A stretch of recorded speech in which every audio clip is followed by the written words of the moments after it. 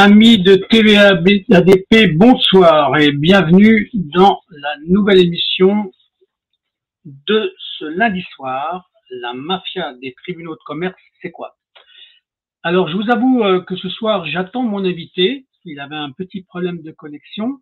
Alors, j'espère qu'il va pouvoir me rejoindre parce que pour moi, c'était une soirée qui était, on va dire, importante puisque c'était la présentation d'un schéma très particulier par rapport aux 6 autres émissions qu'on a pu faire. Puisque là, c'est qu'est-ce qui arrive avant une liquidation judiciaire ou un projet de liquidation judiciaire. Et l'invité de ce soir est un personnage qui est pour moi important, un entrepreneur qui a une histoire très particulière. Donc, je vais attendre encore quelques instants. J'espère qu'il va pouvoir se connecter parce que tout à l'heure, il avait le son, mais il n'avait pas l'image. Et ça m'ennuierait quand même qu'on ait que sa voix. Est-ce que... Ah, voilà André qui arrive. André, est-ce que tu m'entends? Allô? Oui, André.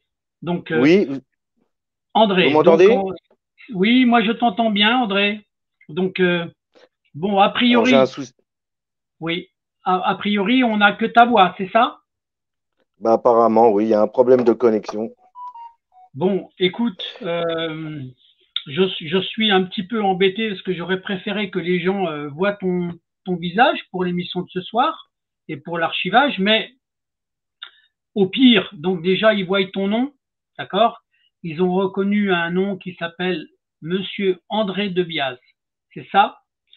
Donc, ce que je vais te demander dans Oui. un premier temps, même si c'est uniquement sans l'image, est-ce que tu peux déjà te présenter brièvement, André, pour que les gens sachent à qui ils parlent? Écoute, je m'appelle André Debiaz. Pour certains qui me connaissent, ils savent que je suis l'enfant d'Alzo Di Pella, hein, le petit garçon qui, il y a 40 ans, a vécu l'apparition d'Alzo Di Pella en Italie. Ça fait 2 ans que je suis sur les réseaux sociaux. Malheureusement, j'ai envie de dire comme ça me porte un préjudice colossal aujourd'hui parce que voilà, je suis Alors, attaqué par les institutions. oui. Donc, alors, Et ce qu'il faudrait qu'on sache pour que les gens comprennent l'intrigue qui est en train de se mettre en place et ce dont je vais essayer d'amener quelques lumières. D'accord?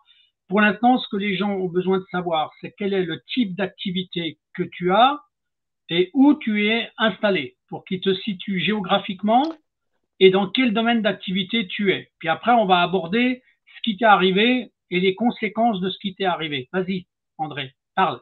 alors écoute, moi je suis restaurateur, je suis dans le département de la Nièvre, donc je fais de la restauration rapide entre autres, et je suis dans la spécialité, comme je l'évoque à chaque fois, de la pizza.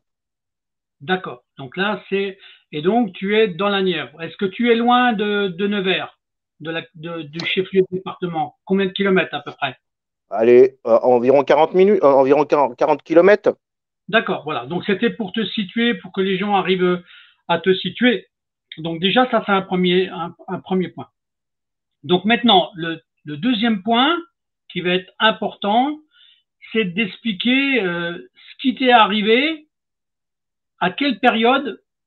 D'accord? Et moi, j'aborderai au fur et à mesure les éléments complémentaires dans ta discussion. Donc, est-ce que tu peux commencer de raconter, notamment avec l'affaire du Covid, à quel moment tu as, quelle ancienneté à ta société, comment tu l'as démarré, ainsi de suite, pour que les gens te situent bien et que comprennent bien l'intrigue qui est en train de se monter. D'accord? Oui, très Alors, bien. Bah, vas-y. écoute, ça fait 30 ans que je fais de la restauration, que je suis à mon compte. Oui, Je me suis installé dans la Nièvre, puisqu'à l'origine j'étais à Paris. Je me suis installé en 2012, donc ça va faire bientôt 10 ans.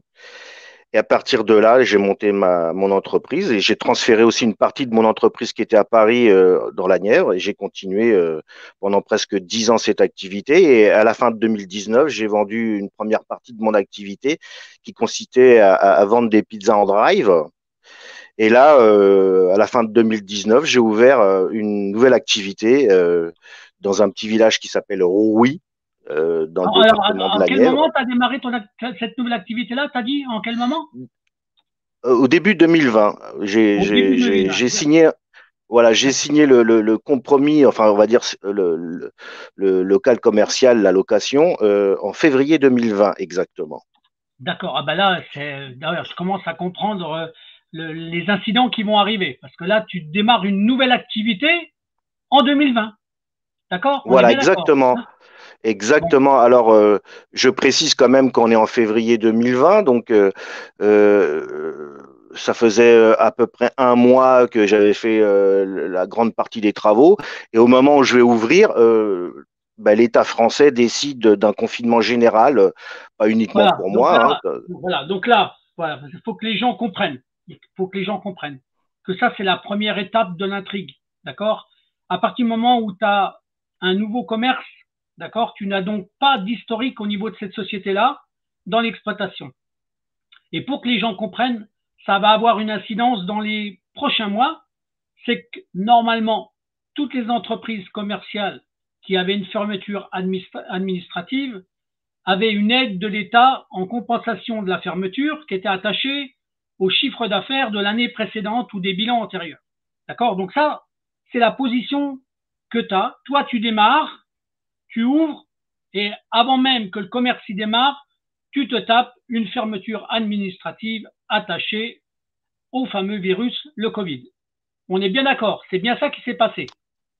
C'est exactement ça. Bon, donc maintenant, donc là, combien de temps ça dure? À quel moment tu peux réellement redémarrer ton activité et pour que les gens comprennent que tu as quand même un peu démarré ton activité? Parce que la première des fermetures administratives, elle t'aura coûté de l'argent parce que je crois qu'elle a duré 3 mois, si je me souviens bien. Non, c'était quelle durée qu'elle a duré la première fermeture? Ben écoutez, on a été de nouveau autorisé à retravailler fin mai. Fin Voilà. mai. Donc voilà. Donc là, donc là, tu redémarres lentement ton activité. Donc là, ça se passe à peu près bien. Là. Ça se passe très très bien. Bon, d'accord. Donc là, tu développes un certain chiffre d'affaires, d'accord? Oui. Et, et tu vas jusqu'à la deuxième fermeture administrative. On est d'accord? Exactement, exactement. Alors, elle commence, pour souvenir, pour ceux qui s'en souviennent pas, dès septembre, le gouvernement français nous demande, ben, dans un premier temps, de fermer notre établissement. Dans un deuxième temps, il nous demande de rouvrir à telle heure, alors que ça ne correspond pas du tout au repas. Et après, il nous oblige à fermer à 19 heures, c'est le moment où on doit travailler. Donc, ça n'a plus aucun sens de travailler D'accord. puisque c'est pas possible dans ces conditions-là. Les gens vont pas venir manger à 4 heures de l'après-midi pour faire Non, non, mais plaisir d'accord. Non, mais au là, donc gouvernement. là, on tombe dans les intrigues de tout ce qu'a vécu la restauration. Et toi, tu fais partie des restaurateurs qui subissent les mêmes choses, sauf, et je le répète, tu avais démarré ton activité en début d'année et donc tu n'avais pas d'historique à fournir à l'État pour avoir des compensations financières attachées aux fermetures imposées par l'administration. Donc maintenant, cette fermeture-là, elle va durer combien de temps et qu'est-ce qui Eh ben va se écoute, passer par la suite? Eh ben, écoute, le gouvernement nous avait imposé une fermeture, donc comme tu viens de le préciser. Simplement, ça va durer. Dans un premier temps, ils vont dire que ça va rouvrir en janvier. Après les annonces du ministre Castex, finalement, ça ne rouvre plus en janvier, ça ne rouvre plus en février, ça ne rouvre plus en avril. Et finalement, ils nous demandent de rouvrir en mai, mais avec des obligations de manger debout, de manger à l'extérieur, de ne faire que de l'emporter encore à nouveau à des heures pas possibles. Et là, jusqu'en avril, on traîne comme ça, tant bien que mal, au bon vouloir du gouvernement. C'est impossible de travailler dans ces conditions-là. Je suis pas le seul, hein. D'accord. Mais là, Non, mais ça, on comprend. il Ça, va on arriver quelque comprend. chose. Et donc, je suis encore malheureusement confiné, comme beaucoup de monde, confiné, comme tu le précises, sans aucune indemnité. Ça, c'est très Bon, important. alors justement, je pense que pour que les gens comprennent, c'est dans le cadre de la deuxième fermeture qui a duré longtemps qu'il s'est passé des événements très importants pour toi. Oui, oui. Est-ce Fin que tu vas, avril. voilà, donc là, tu vas définir, tu vas nous dire ce qui t'est arrivé, et après, on va aborder le sujet des enchaînements de ce qui t'arrive. Mais raconte ce qui t'est arrivé dans la période de fermeture. Alors le 28 avril, dans la nuit du 28 avril au 29 avril, alors que j'étais en confinement encore, moi j'allais régulièrement à mon magasin pour voir si tout se passait bien. Et ce matin-là, je vais voir que ma porte est fractionnée par derrière. Et là, je me rends compte qu'on m'a dérobé une grande partie de mon matériel à l'intérieur. Voilà. Et Donc, ce qui voilà. va lourdement m'handicaper, parce que déjà je suis handicapé, on va dire comme ça, par rapport Par rapport aux aux fermetures. fermetures. Alors, tu prends Voilà. déjà, attends, pour que les gens comprennent bien. Dans un premier temps, tu as ouvert donc en début 2020, donc tu te colles des investissements, ton travail pour redémarrer ta nouvelle entreprise. Tu te tapes une première fermeture qui te perd du chiffre d'affaires sur lequel tu touches aucune indemnité. Tu te retapes une deuxième fermeture qui va durer encore plus longtemps, sur lequel tu n'auras toujours pas d'indemnité sur ton chiffre d'affaires perdu. Mais en Oui. plus, tu te fais braquer ton établissement et tu te fais voler ton matériel au mois d'avril 2021. C'est ça? Oui, c'est exact. Bon, donc là, alors, on va passer une étape qui est importante. Je suppose que tu as dû déclarer un vol à la gendarmerie, puisqu'il y a eu une effraction. Donc, tu as dû faire Oui. une plainte, n'est-ce pas? Oui, je vais immédiatement à la gendarmerie. La gendarmerie dépêche des enquêteurs qui vont venir faire des empreintes, qui vont constater l'infraction, l'ouverture de la porte. Enfin, c'est un vrai bordel dans le local, hein, tout est cassé. Et puis là, Est-ce bon, que, écoute, est-ce que les, est-ce je que les, vais. est-ce que le PV de gendarmerie a été aussi fait avec un PV d'huissier ou pas du tout? Parce que des fois, les huissiers font un PV de constat. Toi, c'était quoi? C'est un constat que de la gendarmerie par rapport à ta déclaration ou il Oui. y a eu ou- un autre PV? Non? Non. Non, non, juste les D'accord. gendarmes du village sont venus constater l'infraction, faire des relevés. Et D'accord. là, et bon, à partir de là, ils me disent, bon, écoutez, c'est pas compliqué, il faut aller, je rigole, mais je rigole jaune, il faut aller euh, voir votre assureur parce que voilà, Voilà, d'accord. Voilà. il y a effraction. Donc là, maintenant, on va aborder le sujet et la mécanique. Donc, parce que là, ce soir, tu fais partie de ma septième émission, la septième émission qui est attachée à la mafia des tribunaux de commerce. C'est quoi? Mais avec une particularité. D'habitude, je parle des entreprises qui sont déjà liquidées, avec, on va dire, souvent ce qu'on appelle des escroqueries à jugement, des manipulations des mandataires qui deviennent liquidateurs, avec des optimisations, on va dire, de faux arguments pour pouvoir liquider. Toi, tu n'es pas encore liquidé, mais la stratégie qui est en train de se mettre en place, c'est de pouvoir te liquider. Mais j'aborderai après le sujet du pourquoi. Pour l'instant, on va amener le scénario qui s'est mis en place et pourquoi il s'est mis en place. Donc toi, tu as déposé plainte à la gendarmerie, donc il y a un PV qui est enregistré, d'accord? Il y a eu une effraction et on t'a volé ton matériel.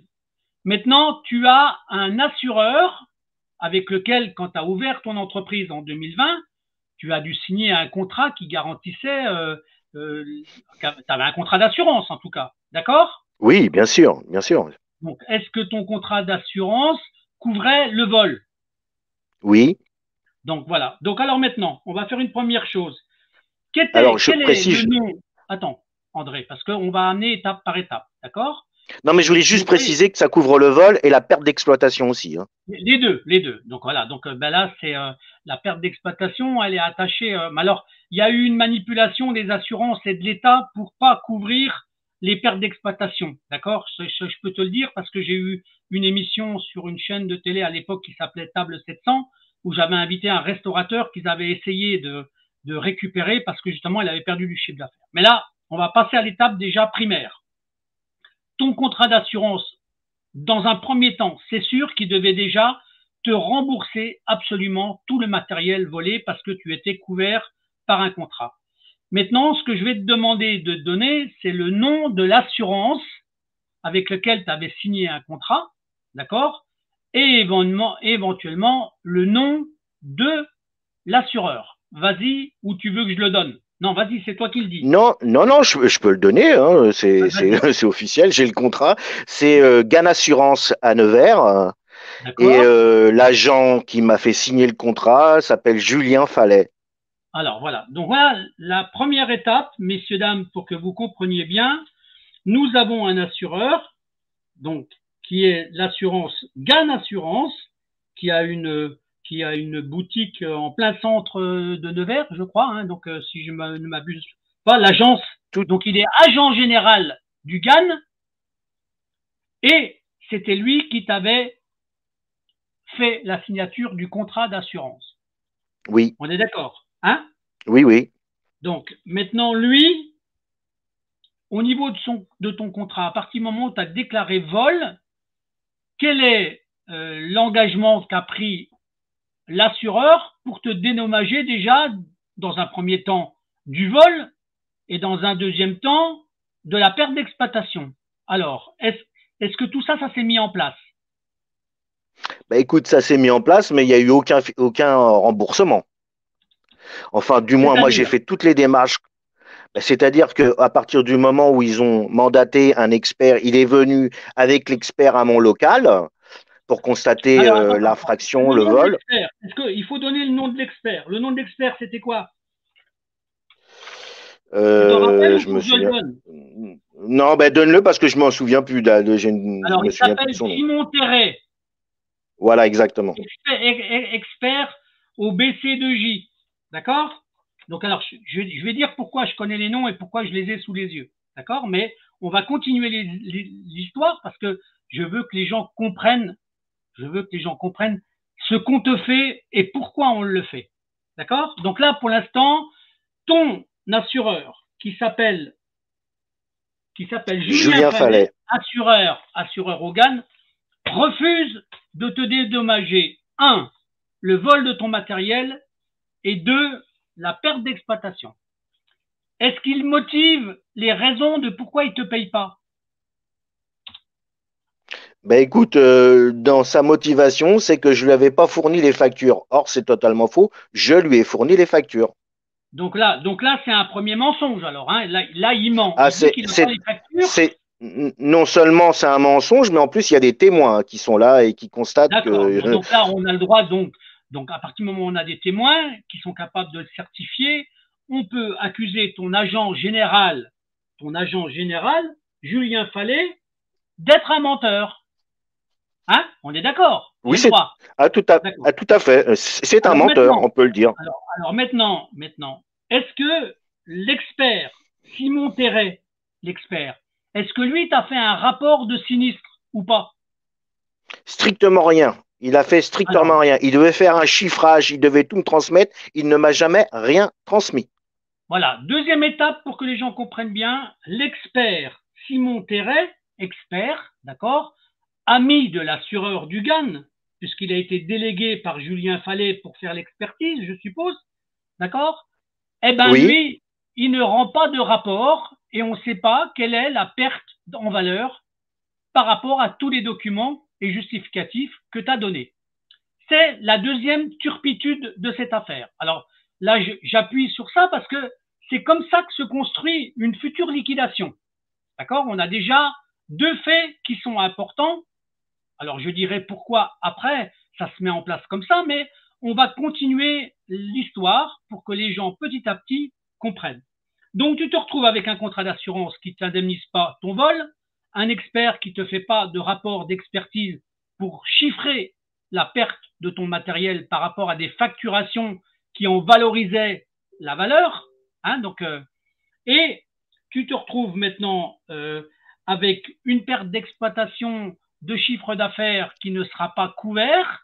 Donc, tous les jours qui passent, tu perds de l'argent et l'assureur qui aurait dû venir à ton aide par rapport à un contrat que tu as signé ne te dédommage même pas le matériel de telle manière que tu puisses pas renouveler ton matériel et réouvrir normalement ton activité. C'est exactement ça qui se passe. c'est exactement ça. Bon, alors une fois qu'on a déjà cerné ce premier plan, j'ai besoin de savoir si l'endroit où tu exploites le fonds de commerce, c'est une propriété immobilière qui est à toi ou est-ce que tu es dans un bail commercial de location? Je suis dans un bail commercial de location. D'accord. Maintenant, deuxième question que je pose derrière ça, pour que les gens comprennent bien. Est-ce que ton bail commercial et ton bailleur, ton, ton propriétaire qui te loue, est-ce que lui, il est, on va dire, il est intrigant ou est-ce qu'il est emmerdeur par rapport au mauvais moment que tu passes? Écoute, je vais préciser deux choses. Le jour où l'expert vient, il est présent, donc il assiste à la remise des documents, il assiste à tout, donc D'accord? il est témoin de tout ça. À partir du moment, je lui fais comprendre que moi, je suis obligé d'attendre le chiffrage et l'indemnisation parce que je n'ai plus de rentrée d'argent. Il va me laisser pendant un certain temps tranquille, on va dire comme ça. Et là, il revient à l'attaque en me précisant que si je ne continue pas à payer les loyers, il va devoir demander une liquidation ou éventuellement, je vais devoir lui rendre les clés parce que ça ne peut pas continuer ainsi. Voilà. Voilà, donc ça, c'est la troisième étape qui se met en place. Donc là, vous avez compris que d'un côté, le bailleur, pour l'instant, n'était pas trop désagréable, mais comme l'affaire, elle dure, comme il a compris que les documents, alors qu'il était témoin que les documents ont été donnés et que les documents ne donnent pas de suite, ne donnent pas d'indemnisation, ne donnent pas de dédommagement, d'accord? Donc là, il a compris, le bailleur, que la stratégie de ces gens-là, c'était de t'amener à la liquidation judiciaire. Lui, il l'a compris. Maintenant, on va passer à l'étape qui va être la suivante. Tes incidents commerciaux, ta perte de chiffre d'affaires, ta perte d'indemnité et ta perte de remboursement de sinistre de vol va t'amener petit à petit à aller au tribunal de commerce. C'est ça? C'est exact. Alors, à quel moment as-tu mis le premier pas ou le premier pied dans le tribunal de commerce? C'est à quel moment? Alors écoute, je veux quand même préciser quelque chose de très important. Donc je subis ce Vas-y, vas-y, vol-là. vas-y. Ouais. Je subis ce vol-là, donc je contacte l'assureur, je fais toutes les démarches normales. Dans mon imaginaire de commerçant, le simple fait d'avoir subi un vol, je vais être remboursé tout de suite. Or, ce n'est pas du tout le cas. Donc, je lui envoie des recommandés à plusieurs reprises. Et là, il va s'arriver quelque chose que je ne maîtrise pas. Ça, c'est que on va vivre au début du mois de juin une période d'intempéries très forte dans la Nièvre, où la foudre va venir frapper mon local et elle va me foudroyer mon four. Mon four, on va même prendre feu au niveau de la carte mère. Et là, j'appelle à nouveau l'assureur et je lui précise que j'ai un deuxième sinistre, que je suis obligé de faire une déclaration parce que mon four est endommagé. Donc, il va venir un mois après avec à nouveau un nouvel expert. Il va rentrer dans le local. Il va pas faire du tout d'expertise. Il va repartir. Et devant mon insistance, je lui précise devant des témoins que j'attends toujours les indemnisations du vol. Ça le fait rire. Ils sont contrefiches complètement. Et il me précise qu'il va partir en vacances et qu'il verra ça après les vacances. D'accord. Voilà. Donc ça c'est toujours Julien Fallet, l'assureur du Gagne, Toujours, qui te dit ça, hein? On est et d'accord? toujours la même société d'experts. Donc, à D'accord. partir de ce moment-là, va passer juillet et août. Là, j'ai perdu totalement ma saison parce que c'est les deux D'accord. Oui, mois mais où on fait alors 60. bon, André, là il faut bien comprendre que c'était stratégique, hein. Ils l'ont pas fait Ah ben, bien, innocemment. voilà. Donc, bien évidemment, ils essayent de me foutre dans la merde, on va le dire comme ça, comme dans un bon Ouais. français. Et c'est là, à ce moment-là, que je vais saisir le tribunal de commerce par l'intermédiaire de mon avocate, puisque je vais désigner une avocate et je vais Alors, lui expliquer tout ce tu que peux je viens donner vous le nom de expliquer. ton avocate? Est-ce que tu peux donner C'est le nom de maître, ton avocate? oui, bien sûr, c'est maître Clem, Émilie Clem à Nevers. D'accord. Donc là, j'ai les éléments sous les yeux, donc on en parlera tout à l'heure. Donc là, et elle, qu'est-ce qu'elle propose de te faire, elle, cette Elle avocate? me, Elle me demande de constituer un dossier avec toutes les factures, de lui fournir tous les recommandés, toutes les lettres que depuis plusieurs mois j'envoie à l'expert sans réponse. Elle me demande de constituer un dossier. Je lui constitue ce dossier. de façon à emmener Monsieur Fallet avec GAN Assurance devant un référé pour qu'il puisse s'expliquer pourquoi il ne me rembourse pas les indemnités qui sont liées à ce vol et deuxièmement au préjudice que j'ai subi aussi sur mon four. Et Alors, donc il va se attends, passer un André, certain temps. André, juste une question. Je t'ai pas demandé l'autorisation, mais comme tu n'étais pas en photo sur la vidéo, j'ai demandé simplement au technicien Fred et à Sandra de trouver une photo de toi pour la mettre aussi à l'écran de temps en temps pour que les gens voient ton image. D'accord? Tu m'en Oui, veux il n'y a pas? pas de souci, il n'y a aucun problème. Non, non, pas Voilà. du tout, pas du tout. Donc Fred, Je il n'a suis pas gêné ça parce de que temps ça en temps. fonctionne pas. D'accord. Non, non, mais là, on a le droit presque de t'avoir en photo avec ta voix qui est derrière. Hein. Ça ne gênerait presque pas, de toute façon. Hein. Vas-y voir, parle Eh ben voir écoute, en. Hein. voilà, donc je suis gêné parce que vous n'arrivez pas à me voir. Bon ben vous êtes obligé de me Mais voir en si, ça y photo. est, maintenant on te voit, il y a une photo. Bon ben écoute, très bien. Donc je reviens sur le dossier. Donc je vais contacter Maître Clem, Émilie Clem à Nevers pour lui confier le dossier afin d'obtenir réparation par rapport au préjudice que je subis. Bien Voilà. sûr. Et Donc, donc je comprends. elle va pendant plusieurs mois constituer un dossier jusqu'au 3 mars de cette année. Donc c'est très récent, hein, c'est pas si vieux que ça. Elle va demander un référé devant le juge, devant le président du tribunal de commerce de Nevers, de façon à ce qu'on trouve une solution dans un premier temps à l'amiable, hein, Ouais, bien sûr. et ensuite ensuite d'éclaircir tout ça, le pourquoi du comment, pourquoi il ne veut pas m'indemniser alors que j'ai un contrat dans lequel il stipule que si je subis un vol, je dois être indemnisé. Oui, tout à fait. Alors bon, ça, les gens comprennent que maintenant tu rentres dans une phase de procédure et que ton avocate, qui s'appelle Émilie Clem, d'accord, travaille pour toi, pour t'aider, pour te sortir de bourbier dans lequel on t'a emmené. Donc là, ben ça elle va faire ce qu'on appelle une assignation en référé, d'accord, Oui, devant Monsieur le Président du tribunal de commerce de Nevers. On est d'accord, c'est bien ça qu'elle a essayé de oui, faire. oui, D'accord. c'est exact. Bon, donc là, c'est quoi la suite alors? Parce que là évidemment, il y a une requête qui est faite, enfin une assignation qui est faite, mais c'est justement pour faire décoincer par le tribunal de commerce la procédure un peu abusive de l'agent général d'assurance du GAN qui s'appelle Julien Fallet et la turpitude de l'expert qui a jamais fourni les pièces. Ok? On est d'accord, hein? Oui, On est d'accord. tout à fait. Donc là, maintenant, comment réagit le tribunal de commerce? Parce que là, il va y avoir une continuité. C'était au moins, ça vient d'être fait là. Maintenant, tu devrais être dans la phase, on va dire, de redémarrage de tes indemnités ou de la solution au problème. C'est ça? Oui, alors il faut préciser quelque chose de très très important. Donc, Monsieur Fallet ainsi que l'expert ne me répond pas et Maître Clem me demande le contrat que j'avais souscrit avec lui en fait, avec l'assureur. Je lui Oui. fournis le contrat, mais elle considère qu'il manque une partie de ce contrat et donc s'adresse à Gann directement dans un premier temps et Gann ne répond pas. Elle lui demande de lui envoyer le contrat devant son Attends, André, insistance. quand tu dis à Gann, c'est à l'agent général, hein, on est d'accord. Oui, oui, tout à fait, l'agent Monsieur Fallet, Julien Fallet.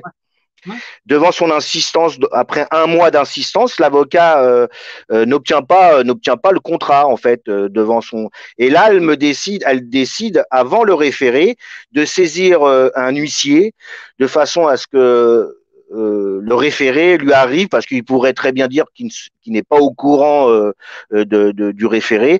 Elle saisit un huissier que j'indemnise hein, d'ailleurs et cet huissier va envoyer le référé à Monsieur Fallet à Nevers. C'est lui d'ailleurs même qui va se déplacer pour lui mettre en main propre pour qu'il soit présent à l'audience du 3 mars. D'accord. Or, le 3 mars, le 3 mars, Maître Clem se présente devant le tribunal de commerce et là, à sa grande stupéfaction, euh, aucun représentant de Gain Assurance, même pas un avocat, même pas Julien Fallet n'est présent. Elle est toute seule au tribunal de commerce. Et les conséquences, Et là, c'est. Et? les conséquences. Vas-y, André, dis-moi.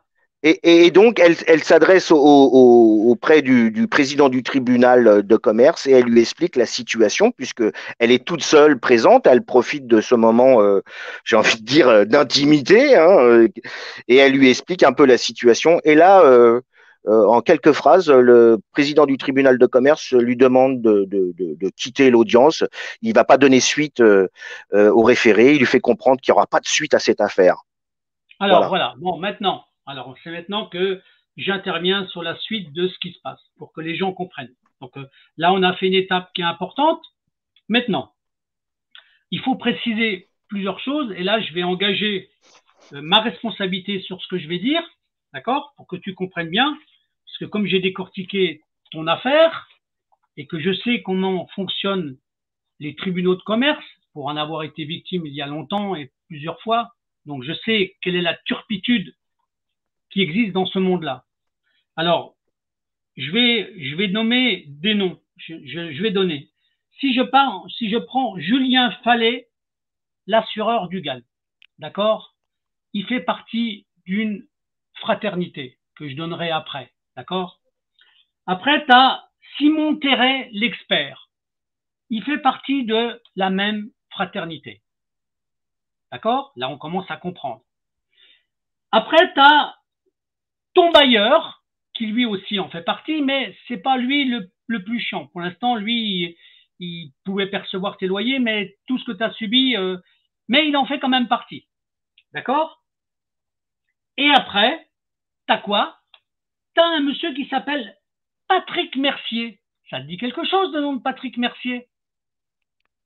Patrick Oui, c'est le Mercier. président du tribunal de commerce. Ah bah oui, c'est le président du tribunal de commerce. Qui en plus, je crois, en plus, lui était un ancien assureur, si je ne m'abuse. Non? C'est ça? Exactement. D'accord, donc c'est un copain à Julien Fallet, mais Patrick Mercier, il est aussi membre de la fratrie.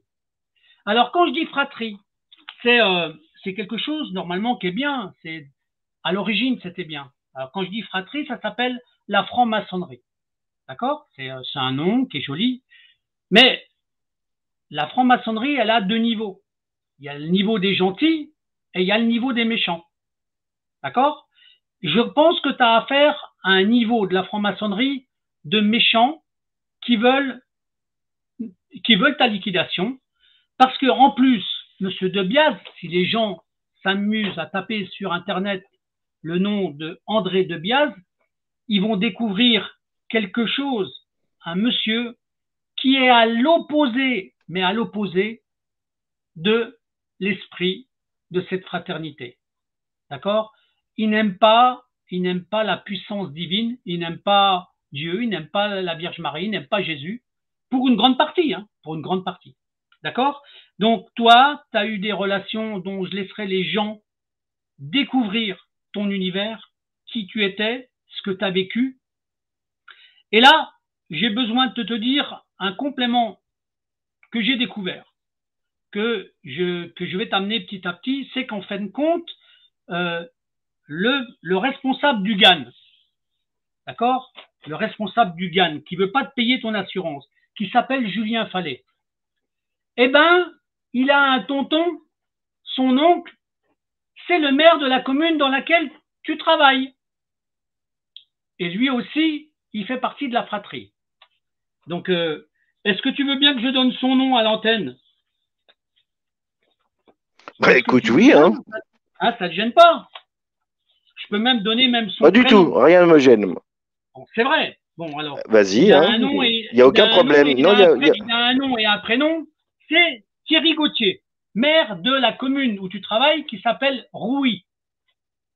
Et là, qu'est-ce que je découvre? Et attention, quand je dis je découvre, c'est parce que je sais comment ça se passe ailleurs. Mais toi, tu es un personnage symbolique. D'accord? Or, monsieur André Debiaz, vous êtes le propriétaire d'un fonds de commerce qui dispose de la dernière licence 4 de la commune. Et si le maire, lui, il a un autre projet, qui veut voir quelqu'un d'autre que toi à ta place, il a l'intention de récupérer ta licence 4 pour pouvoir ouvrir un autre commerce. Or, quel est l'allié le plus puissant que le maire il a au sein même de cette stratégie de te piquer la licence 4, c'est d'utiliser son neveu, qui est ton assureur et qui se permet de ne pas couvrir ton contrat que tu as signé et que tu as payé. Alors, je vais te dire tout de suite, hein, ce que j'ai fait, je me suis permis à titre personnel de critiquer l'agent général du GAN, et je rappelle son nom, Julien Fallet. J'ai rapporté son nom au siège même du GAN, à l'échelon national. J'ai dit que le GAN allait avoir une très mauvaise publicité à cause de ça, à cause d'un agent général qui respecte même pas la signature d'un contrat. J'ai prévenu même, parce que pour les gens qui ne savent pas, le GAN, c'est une filiale qui appartient à 100% au groupe AMA. J'ai prévu le siège du groupe AMA. J'ai envoyé une information comme quoi ce qui se préparait autour de toi, c'est une tentative de liquidation judiciaire abusive. Donc ça, je te le dis tout de suite, ça a été fait. André, j'ai fait une deuxième chose. Et là, j'en appelle le média de TVADP en tant que référent.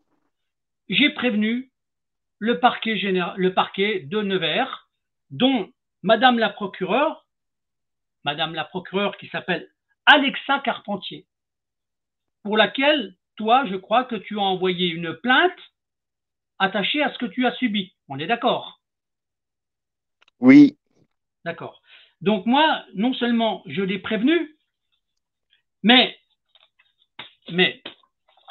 j'amène l'intrigue complémentaire. J'amène l'intrigue complémentaire qui est justement que si on te liquide, au-delà de te piquer ton patrimoine, il y avait une priorité dans ta liquidation judiciaire qui est pour l'instant pas faite, parce que tu auras une audience mercredi, je crois, d'accord? On verra comment elle va aboutir. Mais à partir du moment où le président du tribunal de commerce, il refuse la requête de l'assignation en référé, enfin l'assignation en référé,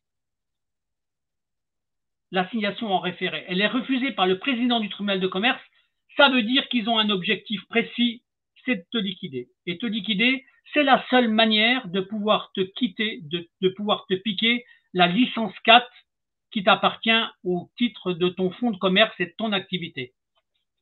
Alors, moi, ce que je regrette dans cette affaire-là, c'est que tu avais financé presque tout, que la dette réelle que tu vas avoir ou que tu as, elle est attachée principalement, si on faisait vraiment le remboursement de ta perte de matériel, tu aurais pu réouvrir ton établissement. D'accord? Même avec une perte d'exploitation antérieure, sans indemnité des jours parce que la perte d'exploitation aura été refusée par abus. Mais j'engage la responsabilité du GAN à l'échelon national. Je parle pas de l'agent local, hein. L'agent local, lui, il travaille pour le compte de quelqu'un d'autre. Il met à mal la réputation du GAN, mais sa réputation à lui, moi, je vais la faire tomber. Ça me gêne pas. Ça ne me gêne pas. Il fait quelque chose qui est abusif. Tu as un contrat d'assurance. Il doit te rembourser. Faut qu'il arrête immédiatement cette mascarade. Donc, on verra au niveau du parquet, parce que le parquet aura des documents de la plainte avec des preuves à l'appui, avec ton contrat d'assurance qui prouve que. Maintenant, ce que j'espère simplement, c'est que Madame la procureure, qui a un pouvoir, elle a un pouvoir de surveillance de ce qui se passe dans les tribunaux de commerce. Il faut le savoir, hein. Ils ont un rôle important.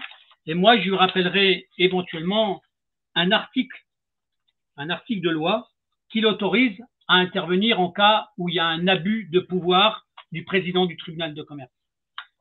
Donc là, on est dans une phase où d'un côté, il y a eu une intervention personnelle, parce que je m'en suis mêlé.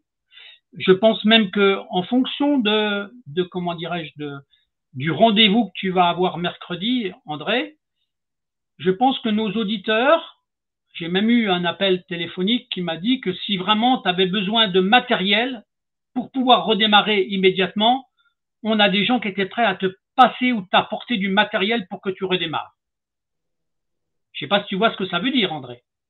Ça veut dire que c'est quelque chose qui est important. Donc, je t'en parlerai au téléphone à part, mais je peux te dire que, par exemple, le four qui a brûlé, on peut t'en passer un. On m'a dit déjà, s'il a besoin d'un four, on a un four pour lui. Donc, je te le dis tout de suite, là. Donc, mais il faut bien comprendre que cette émission, ce petit épisode qu'on raconte là, il a pour vocation de trouver des alliances qui vont te soutenir. Il y a un esprit, on va dire, une élévation de l'esprit. Toi, tu es représentatif d'une certaine, on va dire, d'une certaine vie. Et je pense que là, en direct, je peux faire un appel au niveau des gens qui regarderont, qui rediffuseront, qui repartageront cette propre vidéo. Même si ce soir, tu n'as pas pu être en direct au niveau de ton visage, ton visage, il est à l'écran. Les gens, ils taperont ton nom, ils iront voir ton historique. Mais je veux que cette émission-là, elle devienne le soutien de ton histoire, pour les empêcher de te liquider. Et je ferai tout pour prouver que la stratégie qui avait été mise en place, elle n'a pas lieu d'être. Il suffit simplement déjà que ton assureur te rembourse la première étape. La première étape, c'est le vol du matériel. Alors, évidemment, je peux pas, on n'est pas là pour dire, on va pas accuser que le vol, il a été co-organisé pour justement accélérer cette liquidation-là. Je peux pas, j'ai pas les preuves et je peux pas le dire. Donc, je peux pas dire, et tout le monde sait bien que, on va dire, la foudre qui a bousillé ton four, c'est pas l'assureur qui l'a provoqué non plus. Faut pas exagérer. D'accord? En tout état de cause, ton assurance, elle devait couvrir tout ça. Donc, pour l'instant, s'il le fait pas, c'est qu'il avait des raisons personnelles qui n'ont rien à voir avec ton contrat d'assurance. Il passe par-dessus ton contrat. Et donc là, il a une responsabilité. D'accord? Je rappelle les articles de responsabilité de tout fait quelconque qui cause à autrui un dommage oblige par celui par lequel il est arrivé à le réparer. Car on est responsable non seulement des dommages causés par son propre fait, mais des dommages causés par sa négligence ou son imprudence. Lui va se prendre des articles de responsabilité, l'agent général. D'accord? Les anciens articles 1382 à 1386 du Code civil qui ont changé, mais la teneur même de ces articles-là, elle est toujours bonne. Et sa responsabilité sera engagée. Et non seulement il sera obligé de te rembourser le matériel qui a été volé, mais il aura intérêt à négocier l'indemnité de la perte du chiffre d'affaires. Donc voilà. Donc moi, ce que je voulais te dire, André, dans ton, on va dire, dans ce qui va se passer là, parce que mercredi, t'es convoqué pour quel sujet exactement, mercredi, André? Écoute, je suis convoqué pour de l'impayé en fait vis-à-vis d'un créancier qui m'a assigné en justice pour récupérer la somme de 12 000 euros 12 000 suite, euros. suite. Est-ce que tu peux préciser ce que c'est pour que, ou tu veux que je donne le Oui, détail? oui. Vas-y, précise, Non, précise. mais tu peux le préciser. En fait, suite, bah, justement, à mon manque d'activité, j'ai engendré une dette vis-à-vis de ce créancier, et donc il m'emmène au tribunal pour réclamer la restitution, enfin, du moins le terme échu de cette dette-là. Voilà. Donc alors, moi, si je dois préciser, tu me dis si je me trompe. En fin de compte, c'était un investissement, un emprunt par rapport aux investissements que tu avais fait au début pour ouvrir ton fonds de commerce. D'accord? C'est Hmm. ça? Donc, tu as C'est c'est un, commencé, c'est un hein? véhicule. C'est un Voilà. véhicule. Voilà. Donc, et ce véhicule-là, ben, qui devait aider à la partie commerciale, eh ben, il se retrouve maintenant, ben, on va dire, dans une forme de saisie. Peut-être que le véhicule sera saisi, j'en sais rien. Ou en tout cas, ils vont essayer. Parce que là, pour l'instant, tu avais un contrat, c'était un contrat locatif. Ou non, non, c'est un achat que tu avais fait du véhicule. C'est ça? Non, non, c'était un achat que j'avais fait et voilà. Donc, arrivé un moment, ben, j'ai remboursé une partie. Et puis, à Hmm. partir du moment où mon activité, ben, elle me produisait plus de façon à pouvoir payer, ben, je me suis retrouvé, comme tu l'expliquais tout à l'heure, déjà sans indemnité en fonction de mes fermetures. Et pour compléter, on va dire comme ça, le fait qu'on m'ait dérobé mon matériel m'a totalement neutraliser la possibilité de pouvoir rembourser ce prêt. Donc aujourd'hui, cette société-là, j'ai envie de dire quelque part, et là c'est moi qui le dis, c'est peut-être de l'eau bénie pour ceux qui veulent me liquider en fait, parce qu'ils vont essayer par ce biais-là aussi de pouvoir me liquider d'une manière ou d'une autre. Non, mais bien sûr. si je ne Là, paye pas la somme. d'accord. Donc là, à partir de ce moment-là, donc le fait d'avoir perdu du chiffre d'affaires, tu vas te retrouver quand même avec un régime obligatoire minimum à payer, avec des charges qui vont arriver, avec des loyers qui sont en retard sur le bail commercial ou sur deux choses. Donc, s'ils veulent construire ton passif et l'augmenter sans t'avoir indemnisé, on va se retrouver avec ce qu'on appelle une balance qui va être à ton dépens. C'est-à-dire que d'un côté, tu vas avoir, si le contrat d'assurance encore, il valorisait l'indemnité que tu pourrais toucher, on pourrait faire un écart débit-crédit. Mais là, comme l'assureur, il refuse absolument de donner une valorisation, que ça soit la perte de ton matériel et la deuxième partie, la perte d'exploitation. Donc là, toi, c'est deux lignes comptables qui sont importantes et différenciées. Mais eux, qu'est-ce qu'ils vont faire? Ils vont calculer déjà ce que tu as cumulé comme retard, qui va devenir de la dette. Et si jamais tu as du régime obligatoire, alors évidemment, tu n'as peut-être pas de fournisseur parce que comme tu n'as pas dépensé, mais tu as au moins le régime obligatoire.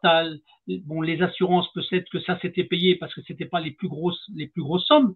Mais est-ce que tu sens qu'il y a d'autres dettes qui ont pu naître à part le loyer? Est-ce qu'il y a d'autres choses qui ont pu naître pendant ta période où tu ne peux pas travailler du tout, puisque tu n'as pas de matériel et qu'on t'a empêché d'ouvrir? Est-ce que tu as Ah une idée ben de oui, ton expérience? Voilà, vas-y, dis voir. Est-ce que ben tu oui, as, j'ai d'autres dettes une parce que de idée? toute manière, tu sais,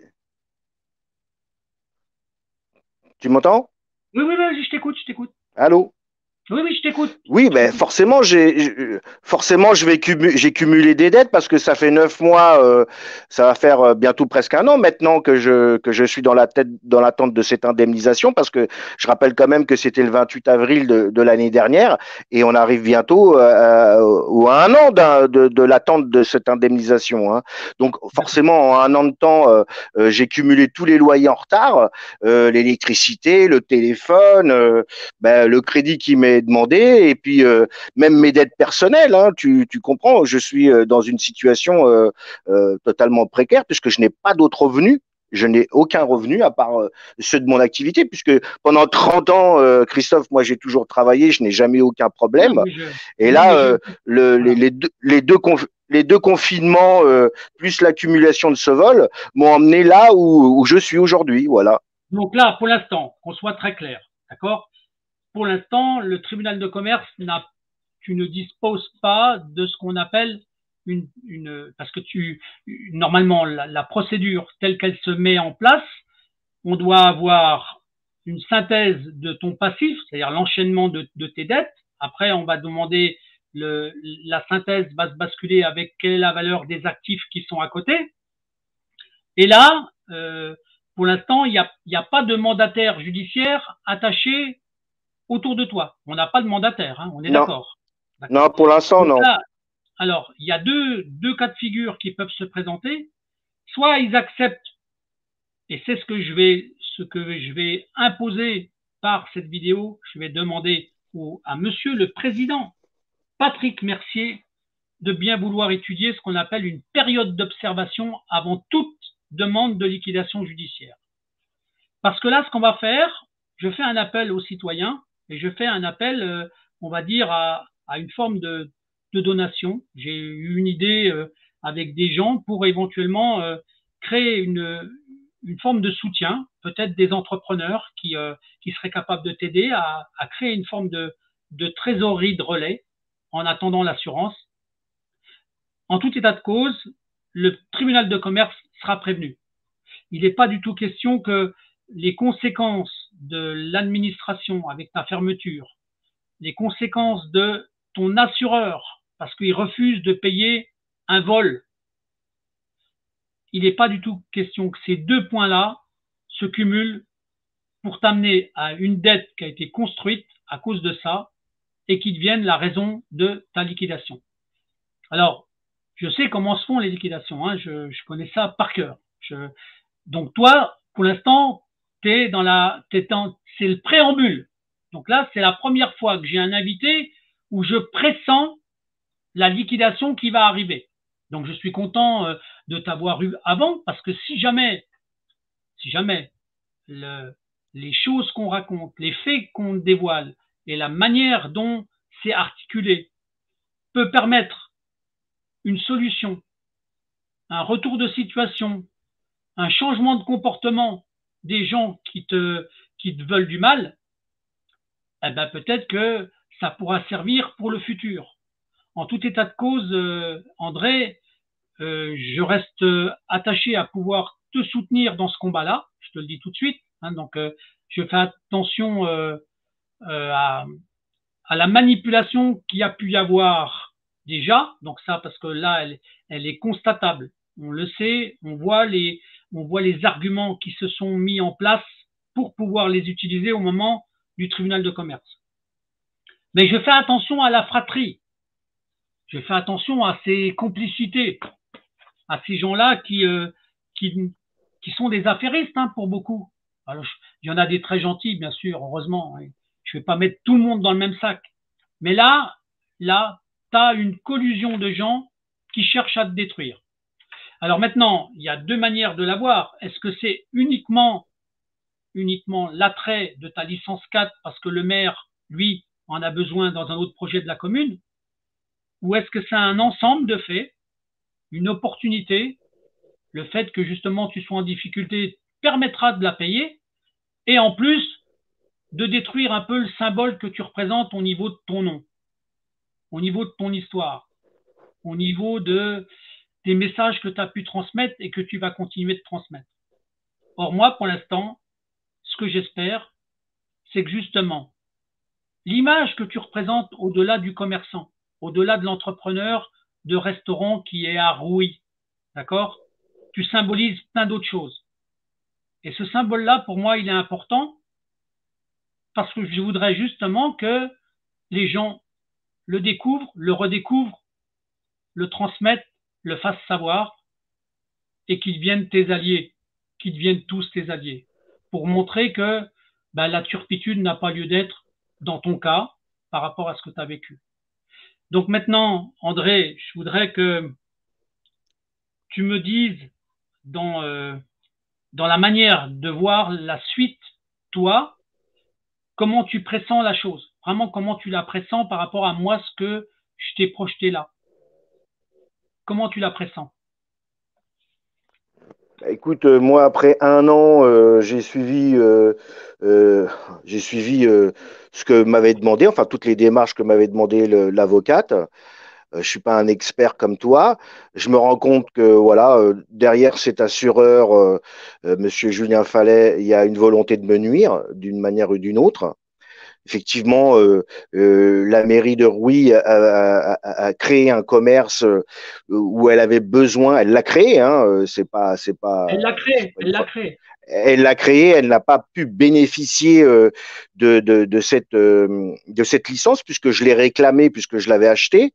Elle l'avait d'ailleurs gardée dans un tiroir et elle ne voulait pas me la donner avant que tout commence. Hein. Il faut quand même le préciser parce que quand j'ai récupéré le local commercial, il y avait cette fameuse licence qui était dans un tiroir de la mairie, enfin soi-disant. Et devant mon insistance à plusieurs reprises et de différents courriers, un jour je suis allé à la mairie avant qu'il y ait le vol, avant qu'il y ait les confinements. Hein, on était encore au début du mois de février 2020. Et là, bizarrement, elle est ressortie d'un tiroir, la secrétaire qui était dans la mairie, elle m'a dit, ah ben j'ai trouvé une licence, c'est peut-être la vôtre. Donc Ça là, faisait quand même tu vois ce que tu donc, dis, André, donc, ça, ça là, confirme. je me suis un petit peu fâché. Je me suis un petit peu fâché. Excuse-moi, je te coupe la conversation. Je me suis un petit peu fâché avec la mairie parce que j'ai dit là, ils se foutent de moi. J'étais loin d'imaginer ce qui allait se passer après. Je vous en passe parce que voilà, je suis rentré dans un engrenage. Pour répondre à ta question, est-ce que c'est pour me toucher personnellement, André Debiaz, avec le vécu? C'est tout un ensemble parce que ce que je suis en train de vivre, c'est un vrai cauchemar. Moi, tu vois, je suis ému le simple fait de l'évoquer. J'ai, depuis mon enfance, j'ai décidé de servir la cause, voilà, la cause commune, le combat du mal contre le bien. Je sais. Je sais que je suis pas le seul. Je sais qu'il y a des milliers d'entrepreneurs. Je l'ai dit et ça n'a rien à voir avec cette émission. Ça fait 2 ans que j'avertis tout le monde par rapport au message d'Alzo Di Pella, où on va vivre des moments terribles. On m'a traité de prêcheur, on m'a traité d'usurpateur, de menteur, de tout ce qu'on veut. Tu sais, on dit toujours que les prophéties, elles se reconnaissent quand elles aboutissent. Tout ce que j'ai évoqué, la famine, la tricherie, la guerre, arrive à la même période que j'ai évoquée, c'est-à-dire avril 2022. Je précise juste une chose, parce que c'est une date qui est très importante, c'est le 8 avril 2022. Les gens pensent que Jésus va redescendre sur un cheval. C'est pas comme ça que ça va se passer. Ce que nous allons Ouais. vivre, c'est un châtiment. C'est un châtiment justement parce que il y a des gens qui sont sur terre et qui font du mal aux autres parce qu'ils n'ont qu'un objectif, c'est pouvoir s'enrichir, c'est pouvoir diviser, c'est pouvoir faire du mal. Moi, je n'ai jamais rien demandé. Quand j'ai ouvert ce restaurant-là, je l'ai fait avec mes petites économies, j'avais 30 ans d'expérience. J'ai ouvert mon local et j'ai rien demandé. Tout ce qui arrive là, aujourd'hui, je dis bien, c'est la faute à l'assureur. C'est parce qu'aujourd'hui, il ne me paye pas ce que je dois, ce qui m'a été volé. C'est pas compliqué et c'est Ouais. inacceptable. Voilà. Maintenant, est-ce que c'est voulu? J'ai pas toutes les cartes en main, mais il est vrai que quand tu commences à mettre bout à bout tout ce que tu viens d'évoquer, tout ce qu'on a évoqué, il y a beaucoup de questions qui se posent. Voilà. Et moi, je me les pose tous les jours et je me dis, ben, je suis pas redescendu encore de ma croix. Voilà. Non, non. Alors, en tout cas, André, Mais bon, moi, ce que je peux te dire, si ça peut voilà. servir tous les gens qui souffrent, ben j'irai jusqu'au bout. Hein, je peux pas faire autrement et j'ai pas envie de faire autrement. J'ai envie que justice soit rendue. Mais en tout cas, je trouve que cette émission, la septième du nom dans celle que je gère ou celle que je cautionne, elle est symbolique. Est-ce que ce qu'on a dit, ce qu'on a débattu, ce qu'on a échangé, ça va avoir une importance? Parce que, justement, on est dans une démonstration de la stratégie du mensonge. D'accord? Et pour moi, le mensonge, c'est mon combat. Je me bats. Je me bats toujours contre le mensonge. Mais surtout le mensonge qui est destructeur d'entreprise. Parce que derrière, leur mécanique, leur stratégie, leur manière de faire, elle est récurrente. Ils font toujours la même chose. D'accord? Et au-delà de voir le premier incident, on cherche jamais quelle est la vraie finalité. Donc, en tout état de cause, moi, André, je suis content de t'avoir eu comme invité ce soir, même si tu as pris le relais d'une autre émission qui est comme quoi je crois en la synchronicité des événements. Et pour que tu sois là ce soir, c'est qu'il y avait une raison. Il fallait que le message passe. Et pour moi, tu es, au-delà d'avoir une personnalité symbolique, tu amènes un message complémentaire à la stratégie que j'ai dans cette émission de dévoiler des mécanismes qui se pratiquent tous les jours dans les tribunaux de commerce. C'est pas moi quand j'ai pris l'émission La mafia des tribunaux de commerce, c'est quoi? J'ai repris simplement un livre qui a été écrit il y a plus de 20 ans par un inspecteur qui s'appelait l'inspecteur Antoine Godineau. Le titre La mafia des tribunaux de commerce, c'est pas de moi, d'accord? Mais j'ai tellement écouté ce monsieur-là, je l'ai tellement regardé, lu son livre, donc qu'à à chaque fois que je vois une liquidation, je vois les mêmes mécaniques se mettre en place. Alors en tout état de cause, je te le dis tout de suite, André, on va rester en contact. Je le dis, je le répète là ce soir. Je fais tout faire pour te trouver les moyens de t'aider et éventuellement de lever des fonds par un mécanisme de donation, peu importe. Mais en tout cas, d'avoir un relais financier en attendant que ton assureur décide enfin de remplir son rôle. Tu es d'accord, André? Oui, oui, oui. Merci pour ton Bon, aide. voilà, donc on arrive au terme de notre émission, même si j'ai des fois été un petit peu obligé de prendre un peu plus la parole, mais c'est important par rapport à ton dossier à toi, d'accord? Donc, alors je vais te laisser le mot de la fin parce que je voudrais que tu salues les gens et que tu donnes le petit clin d'œil de l'espérance, des forces, on va dire, des forces du bien. Allez, vas-y, donne-moi les dernières paroles qui vont donner de l'espérance à plein de gens. Ben écoute, il faut garder espoir. Hein, c'est l'union qui fait la force. Et j'ai envie de te dire, quand on combat le mal, il y a qu'un ordre. Hein, enfin, il y a qu'une volonté, c'est que eux, ils sont qu'une poignée et nous, on est l'humanité. Et donc, on est bien plus puissant. Et si on reste unis, on arrivera tôt ou tard à mettre ce mal ben voilà, là où il doit aller, en fait. Ok. Bon, en tout cas, André, je te remercie beaucoup et je remercie C'est aussi moi qui te Fred remercie. voilà, d'avoir mis ton visage à l'écran. Ça m'a permis de pas être tout seul. Donc, je te Je suis remercie. désolé, je suis désolé.